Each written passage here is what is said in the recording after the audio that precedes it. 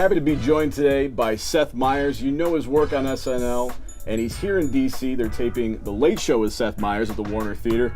So, Seth, thank you for taking the time. Really appreciate it. Nice meeting you. Glad to talk to you. My pleasure. All right, great. So, how's it feel to be in D.C.? You're here. It's very exciting. It's the first time we've taken our show on the road. We picked D.C. because we thought this would be a really exciting time to be here right before an election, and yeah, we can't wait to start doing them.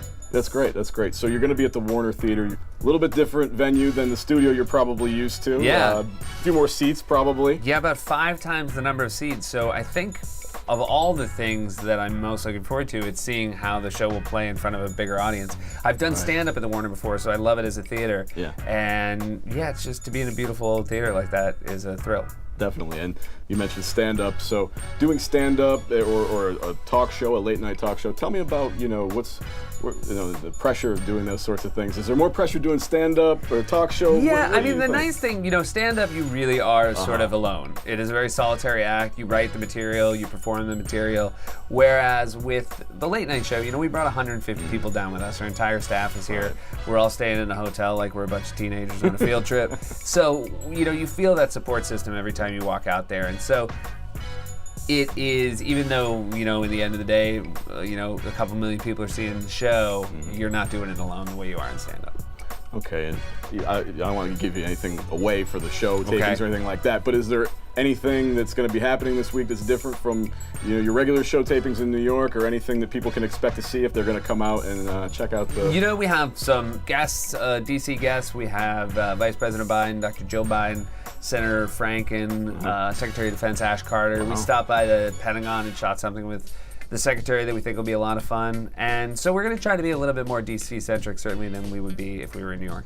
And talking about DC, you're hopefully going to have a little bit of free time, maybe a little bit of sightseeing time. Is there any place you like to go, or any place you usually visit if you're here visiting the town? The last, I would say 5 or 6 times I've been here, it's sort of been in and out. I've come down for stuff like Tina Fey or Lorne Michaels getting the Mark Twain Award, or events like that. So I haven't had a chance to really do much. Hopefully we'll have some window of time here when the week's over, and on Friday I'll get to look around once the pressure of doing this is over.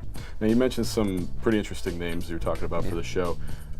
Is there a guest, like a dream guest that you would have, or a dream interview that you'd like to do one day? Doesn't have to be here in DC, but just for your show in general. Because he started late night in the franchise, I would love to interview David Letterman. That'd be great. That'd be great. So, I wouldn't be where I was if he hadn't started this thing, so I think that would be great. Yeah, I appreciate his work too. He's definitely very funny. That is one of the people you looked up to growing up when you were first getting into comedy? I was a big SNL fan, I was a big Letterman fan, so those were 2 of the bigger influences, yeah.